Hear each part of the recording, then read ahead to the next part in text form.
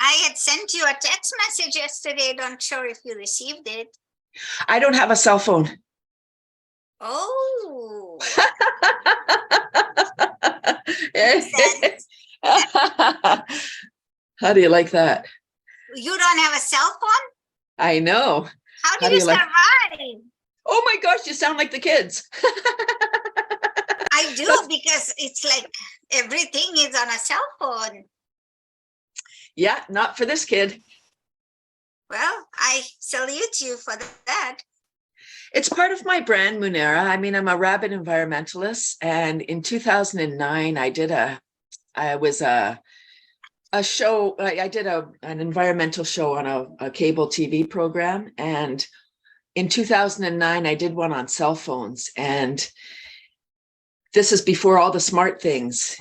In the US alone, in 2009, 549,000 cell phones were discarded daily. So I said, I don't need to be N1. So.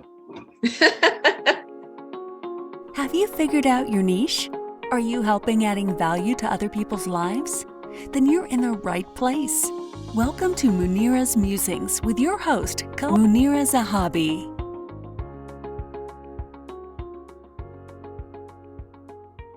You are a yogi, and Laughter yogi. And you incorporate laughter.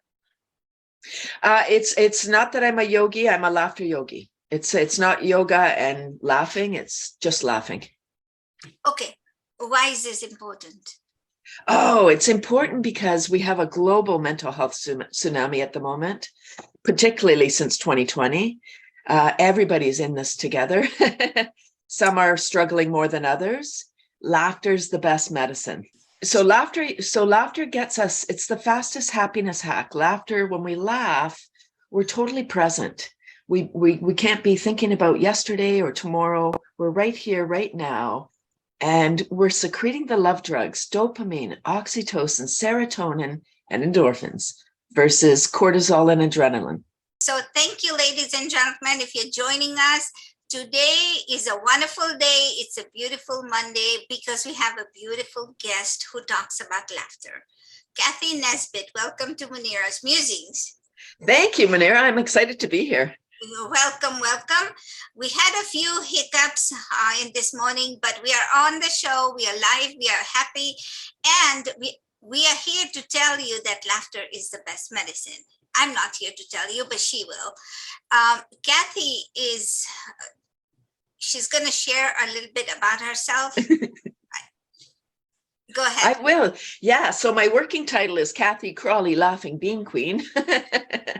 It's okay. Simple solutions for today's challenges: worms for amending the soil, indoor composting, sprouts for eating, grow your own, and laughter for overall health and wellness. I have three kind of seemingly random balls that I'm juggling. Laughter is the one that I'm focused on right now because we have this global mental health tsunami, and laughter is the fastest happiness hack.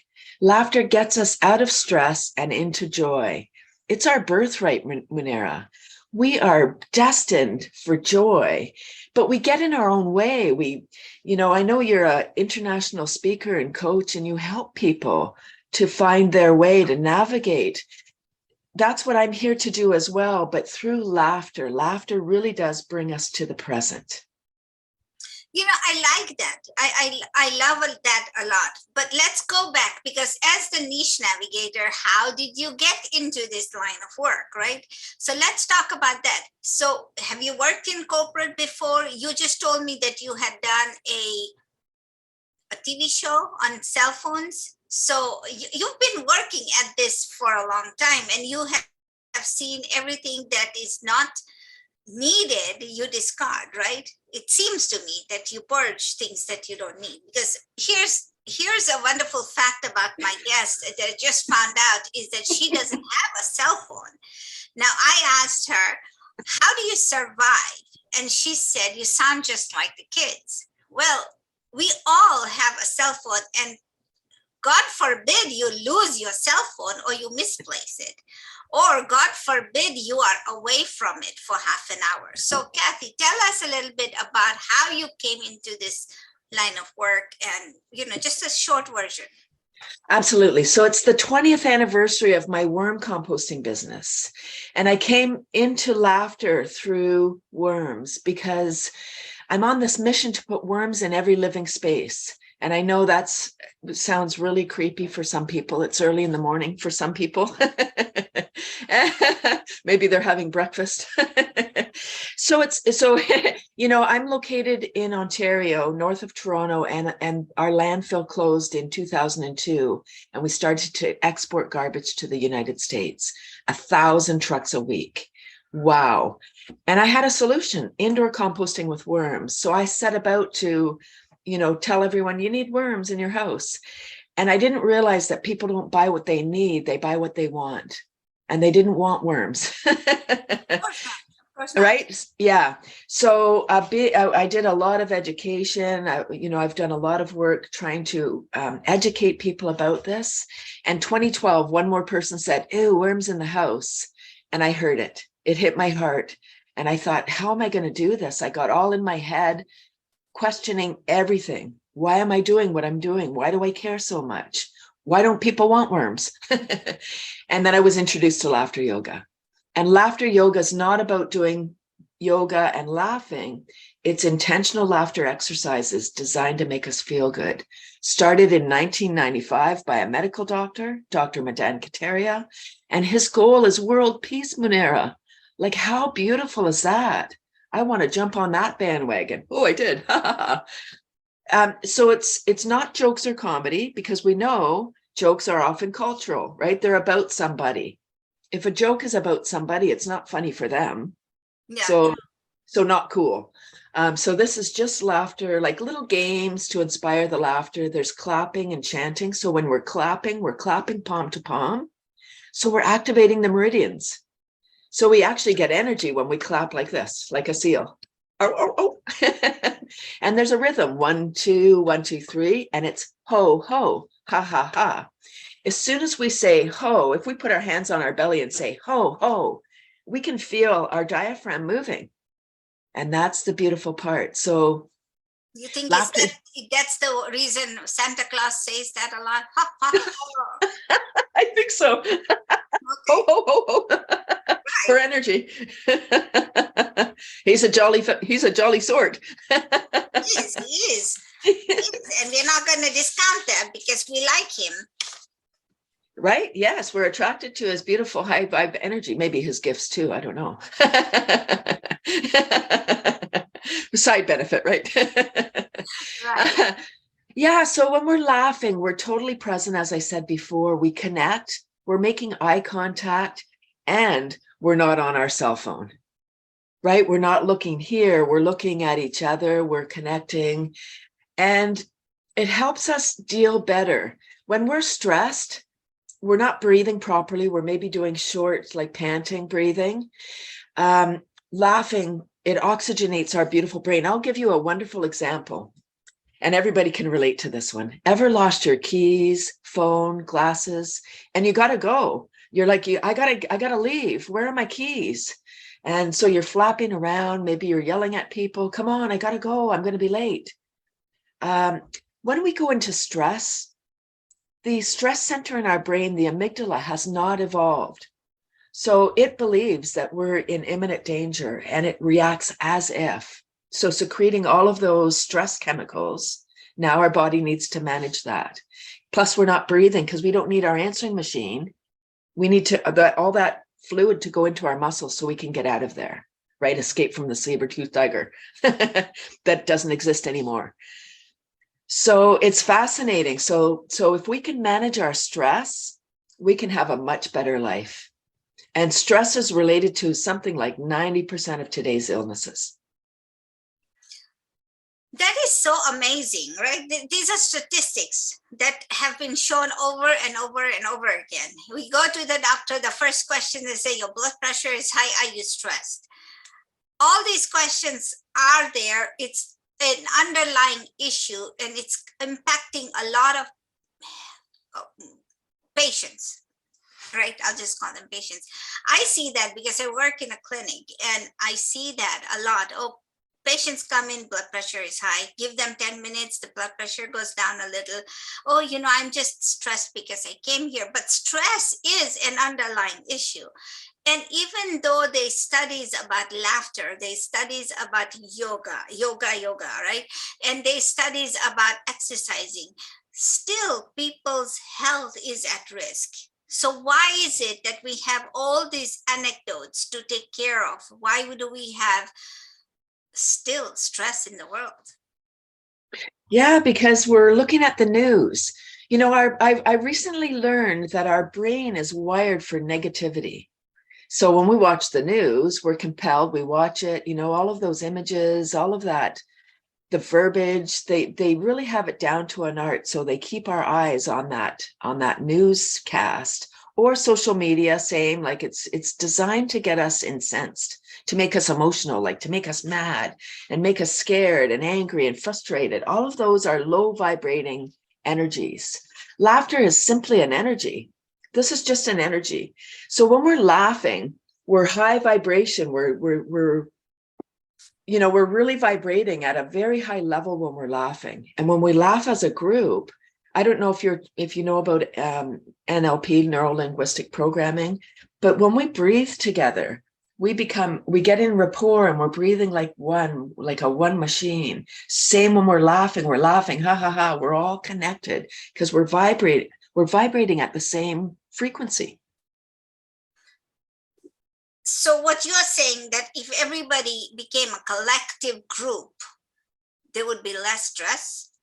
Well, we're already a collective group, but we're on a collective group. Like, if we get together in a group, sometimes somebody will say a negative story like, oh, this thing happened, and and then somebody's thinking, oh my gosh, you think that's bad? You should hear my story. And then we spiral down and we're all in this kumbaya going down and we feel awful by the end. We're just like, oh, like this is we're doomed. Instead of spiraling up and saying, wow, this great thing happened to me. We need to boast more about the wonderful things that are going on in life, the awe-inspiring things that happen. Like, wow, I got up this morning and I feel great. I have energy and I'm smiling and I can't wait to see what miracles happen today, because they happen every day. We just have to look around and wow, look at that. Like, look at the snowfall. It's so beautiful. Even though it's freezing and we got to wear more coats and we got to get all dressed up. It's a miracle. Like, look at that. It's like frozen rain coming down from the sky, nourishing the earth. I think we just need to be more curious. We need to be more like children, where we come from it with an open mind. I know as a coach, I'm sure you tell people, if you know this, it's okay. Pretend like you don't and come to it anew. If we wake up every day inspired with what's going to happen, instead of, oh no, I wonder what's going to happen. And back to cell phone, I would like to make a comment about cell phone, because when we're on our cell phone, I can pretend, because I do laughter yoga. It's all about pretend and imagination. So we have our cell phone, we're looking down. So although we may be looking at something funny, we have the physiology of depression. We have candy cane neck. How are you looking when you're down, when you're sad? Your arms are closed. Maybe you're looking down. You're small, like you're not taking up much energy. When you're happy, you're big. You're taking up lots of space. You're moving around. You're high energy. We have energy when we're alive. When we're dead, we have no energy. So, I recently heard that the longevity of your life depends on how much energy you have. I mean, it sounds obvious. I have lots of energy. I feel like I'm going to live well over 100, because I've got all this beautiful, vibrant energy. It's keeping me going. And we only have energy. Energy is all we have. Everything's energy. So I'm going to be a negative Nelly and say, so yeah, that's easy for you to say, right? I know there are the folks out there listening and they're going to say, it's very easy for you to say that. Mm. Right. So how do you change that? Yeah, you practice. You become what you act. There's a wonderful movie by Albert Nuremberg, Canadian film producer, called You Are What You Act. And he talks about in that film about actors, Tom Cruise in particular, who in real life has saved people from burning buildings or car accidents. It's in his DNA because he does his own stunts in movies. Same on the other side, if somebody is acting as a depressed person for a movie, after that movie, they're depressed. So they need to take action. They need to go to therapy or do something to become happy. So we can actually, especially during this cuckoo pandemic time, everyone's struggling. We don't know what's happening. It's very scary out there. Now we have war on top of that. We have all these, we have a crisis, like economic crisis, so many things piled on top. It's stressful for sure. It's layered, definitely. It's layered, right? Yeah. And nowadays, there's a shortage of workers and everything blamed on the pandemic. And I often think, why? Why are we still blaming pandemic? And I can understand that there's an aftermath to everything. There's cleanup after a hurricane, there's cleanup after tornadoes.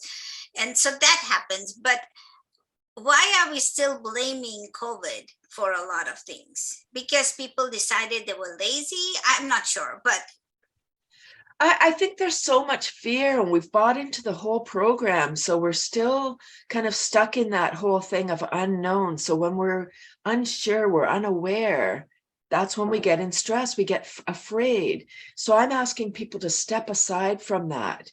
It's, when we're laughing, we're not laughing at the situation, we're laughing because of. We're laughing because otherwise we would be stressed in the corner, like afraid. So now we're laughing, ha, ha, ha. Now our brain can get fully oxygenated, right back to the keys. We've lost our keys. So what you need to do when you're flapping around, where are my keys? Stop, take a nice deep breath in, laugh it off, ha, ha, ha, apologize to everybody. And then the neurons start firing in your brain. We can come up with better solutions once our brain is fully oxygenated. So, the laughter just helps us. It's a practice. It's definitely something that you need to work on. I've been laughing since 2012. I really started laughing since the pandemic. That's when I started my online laughter club. It's Tuesday mornings at 9:30 on Zoom, 30 minutes of super fun self-care free. It's my free offering. I get people from around the world because we need this. So when we come together again as a group, and we practice this, then I teach skills on how to get out of stress. I do tapping like EFT and brain gym. My goal, Munira, is really just to help people to live a more joy-filled life. And it's possible wherever we are. If we're unemployed, we don't have any money, we don't have a spouse, we don't have a boyfriend, girlfriend, we're alone. That's okay. Wherever you are, you can feel better. You can. It's a practice. So I know these thoughts are coming into my head, so I'm gonna just I'm gonna find an objection. Not that I am negative, Nelly, but I want to let people know whose minds are firing with objections. Right? You said we are in a downward spiral, so that happens to a lot of us because we are not sure, we are not clear, and that happens. So when you're alone, you said no boyfriend, but you're sitting alone. How do you just start laughing? Join a club. Join a laughter club. It is a challenge to laugh by yourself, absolutely. But there are things we can do. We can just smile. As soon as you smile, you send chemicals to your brain. You send a note, hey, I'm smiling. So you start secreting the love drugs just by smiling. Because when we frown, that's what we're sending, right? That's the message. Our physiology dictates what happens in our brain. So again, you can just do some power posing, go into the washroom and, get some confidence. Look at yourself in the mirror, do power posing like Wonder Woman or, wow, just have a big pose and look at yourself in the eye. It's not easy. If you're feeling insecure and not confident and unworthy, all of those things. And I've been there. I know it's not easy. It's a practice. Like people look at me and they're like, oh, easy for you. It took me 20 years to get here, Munira. This was not like, it's not an overnight success. You're working at it all the time and practicing, laughing. And I would say, go and connect with people. If you're feeling sad, lonely, depressed, go out for a walk. Say hello to the person that you see that you pass on the sidewalk. that's the challenge with today is everyone has earbuds in, they're listening to this and that and shutting out everything else. We're social creatures. I think we're sad, depressed, lonely, anxious because we're not living a life with other people. I get it. I get it. No, and it's true because everybody shuts themselves out, right? I mean, you're on a cell phone, you're somewhere, you're in a group, but you're still not in a group. And then you say, oh, what did you talk about? I wasn't there present because I was doing something else. Oh, you know, you're not listening to me. And I've seen mothers on their cell phones, kids are crying because they need something. And it takes like 5 or 6 times before the child actually tugs at you and you answer them. So that has become a problem, right? So I know what you're saying. You've completely removed cell phones out of your life, but the people who have them, you need to limit yourselves on them. When you're social, you're social. I'll tell you what happened a few years ago when we had a family gathering. I told everybody, put away your phones because they were texting. And I said, you could have a conversation instead of texting to each other. And I pulled the phone from 2 people and I pulled it out from my uncle's hand and he really got mad. He was just livid. He wanted to leave the party and it got to a point where I had to apologize profusely. And from that day on, I don't even say anything because I don't want to hurt people's feelings. But my thing is that if I'm in a social gathering, then no phones allowed, right? And yeah, so you know, it's fascinating because the cell phones and the technology are designed to keep our eyeballs on them. yes. And you know, they're designed to make us addicted to them, and it's so effective. You know, I can say that I'm guilty of that myself. I'm on social media. Like just when I'm on Facebook, Twitter, whatever, I'm at home. Right, I'm on my desktop or laptop. But I find myself, I log out of those things and get on with my day, but all of a sudden I find myself scrolling in Facebook again. I'm like, how did I get here? It's so automatic that we just like tune back in again. And those social platforms, you know, we're looking at people's highlight reel. Like it's very rare that people, I mean, sometimes people say this sad thing is happening and we'll share a sad episode. But for the most part, it's like, here I am on the beach. Here I am, you know, hiking Mount Kilimanjaro. Here I am over here. Look at the life I'm having. What a life. And so we're just looking at their highlight reel and it's really not their real life. It's just, you know, the pieces that they want to show us. And it's designed to make us, you know, I say to people, when you see a post and it makes you mad, don't respond because it's designed to make us respond. But I ask people, rub your hands together, shake them off, put one on your forehead, one on the back. That brings us back out of stress. That gets us, you know, brings the blood, lymph, oxygen back to our head. Do a few deep breaths. And then if you still look at that post and think you want to respond, do some more, or just go on to the next thing. You probably don't even know that person in person. Like, what do you care what they say, what they are saying? True. Ignore next. Right? Just go on, like, or even get rid of that person if they're so negative. No, you bring a good point. You bring a good point. So I'm hearing you say, limit. I'm not going to say remove, but I'm going to say limit your cell phone use because that's one thing, and remove the negativity. Be quiet when you are around people who are negative, and try to bring them up on a spiral high compared to a spiral down. So inverse the tornado, right? The spiral tornado. And then you said that worms. Let's get back to the worms. I'm curious about that. So how do you have how did you introduce worms into your life? And when you say worms, what do you mean? So these are earthworms. They're red wiggler worms, and it's indoor composting. So composting is generally done outside. No special equipment, just a pile. You put your food waste, your yard waste, and it turns into compost or humus that you can use in your garden. This is the same idea, except it's done inside with worms. So they're in a container, say like a Rubbermaid container. It's a carbon nitrogen mix. The carbon that we use, or the bedding, is shredded paper. And the nitrogen is your food scraps. So your banana peels, coffee grounds, tea bags, your scraps from the kitchen. The worms require both. They eat it all, and they turn that into the compost, the black gold. So it's their poop is the fertilizer. So it's closing the loop. So it's like the infinity sign. The worms eat the food. They create wonderful soil. You plant some seeds, you grow more food, you eat the food, give the scraps to the worms. So we're not trucking this stuff around. Back to our landfill closing. 6 million people live in the Greater Toronto area. It's the largest city in Canada. Half live in townhouses, condos, without space to do outdoor composting. So all of their scraps are going to landfill. I had a solution, and so I started my business on that premise. That's why I was put on earth. I really believe that's my mission, Munira. You organically grow worms, or how do you? Yeah, so you grow the worms. They breed more than rabbits, so they're just not cute and cuddly, depending who you ask. Okay. Right. So once you have worms in your house, like in a container, they're not roaming around the house. They're not free range worms. They're in a container, right? And it's aerobic process, meaning with oxygen, so it doesn't smell like rotting food.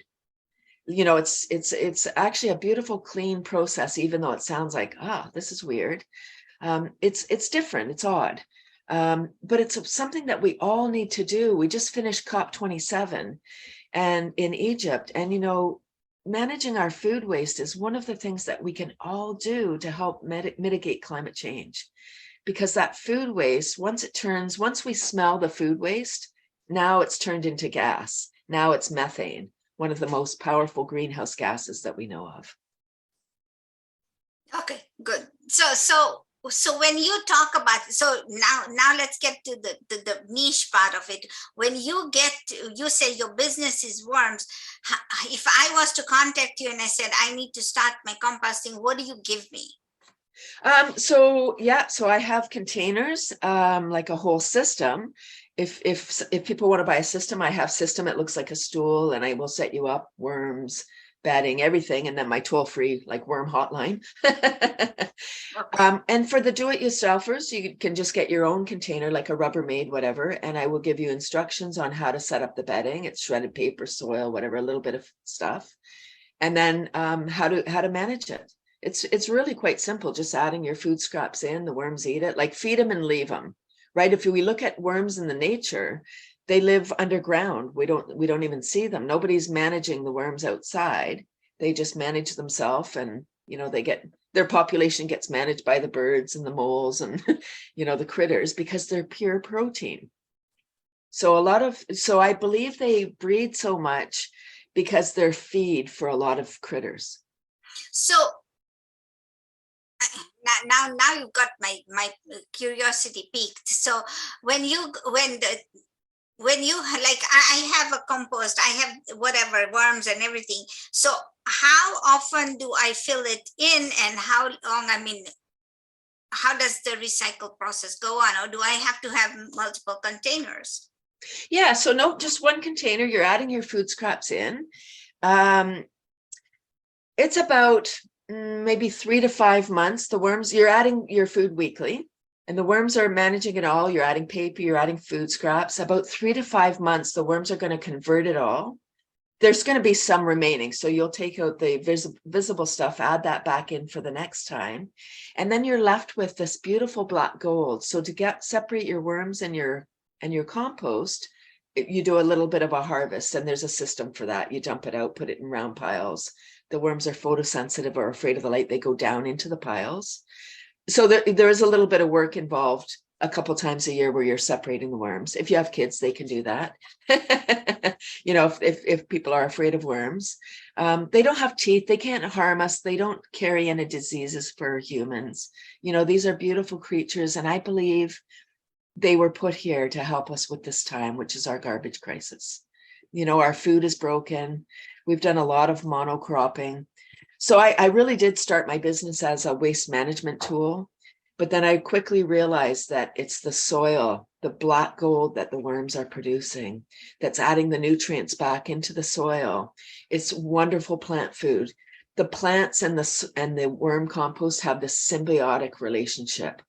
The worms, they're creating like a immunity around the plant. So the pathogens are always there, just like they are for us. But if we have a strong immunity, we're not getting it. It's like, oh, nope, the immunity is too strong there. Same in the soil.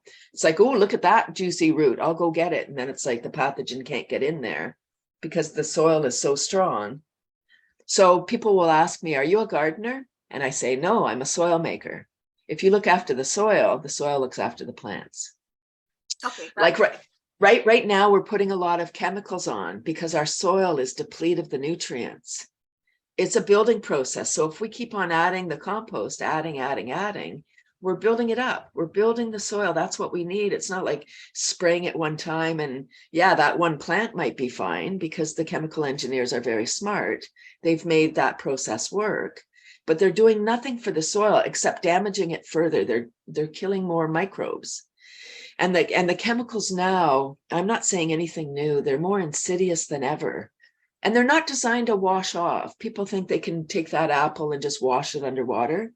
No, if that was the case, the chemicals would wash off the tree. When it rained, they would just wash off. They don't come off in water. They've got a chemical in them that keeps them stuck on. We got to use soap to get the chemicals off. And now the chemicals are in the food, right? Because we've made such super bugs. They're so, like, nature is so amazing. It keeps adapting, and it's adapted to such an extent that now we need to get chemicals in the food. So now aside, like pesticide, herbicide, fungicide, aside means death. So now we're eating this corn, this wheat, this soy, that's GM. That's a whole nother, that's why I laugh. I have to tell you, that's why I had to do laughter, because I have this heavy mission. It's big. It's a big, heavy mission over here. And in order for me to stay in my heavy mission, I needed a lighter side. So I feel like I've connected heaven and earth. So here I am laughing over here. It's the song of the gods. The laughter is high vibration. And then I'm down here with the worms, building the soil, doing the heavy lifting. The worms are these magnificent creatures, but even the word worm is a bad word. We say can of worms when something's negative. Oh, now you've opened a can of worms, right? It's bad. A computer virus, often it's a worm. A parasite, it's often a worm. So worm is even a bad word. I have a lot of work to do. I got what you're saying. And amazing it is that you are sharing this with the world, because how many people do know but are not doing it, and you have to reinforce this habit into people, right? So a few last words. Where can people find you? Yeah, so I'm going to send them to my laughter page. It's cathysclub.com. It's Cathy with a C. That's my laughter page, because I really want people to care about the planet, but we can't care about the planet when we're in a mental crisis. True. Right. So come to so I have a Tuesday laughter club. It's 9:30 a.m. on Zoom, Eastern time. It's super fun. I incorporate tapping and brain gym, as I said.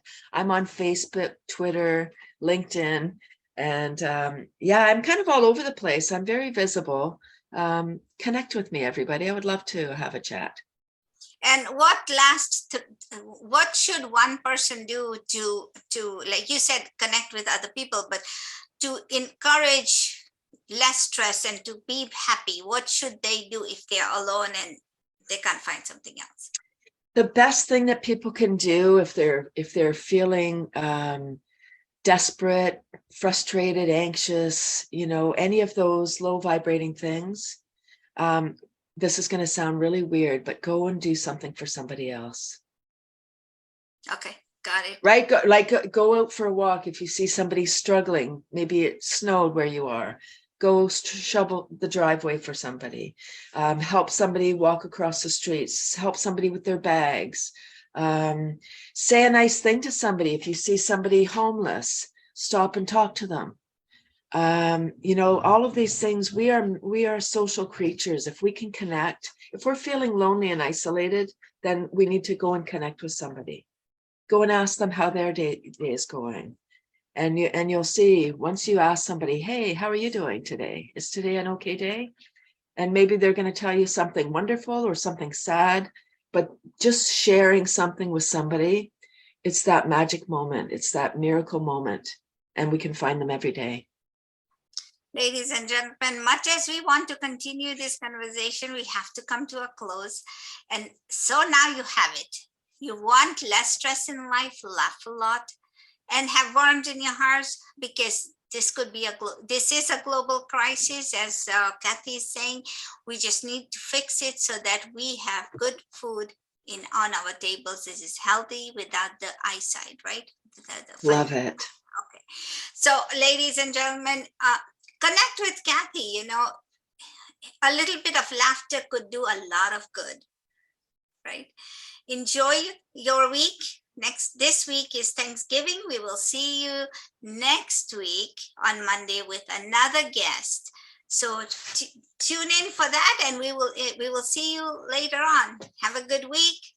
Bye, and keep smiling, everybody. Thank you for listening to this episode of Munira's Musings with your host, Munira Zahabi.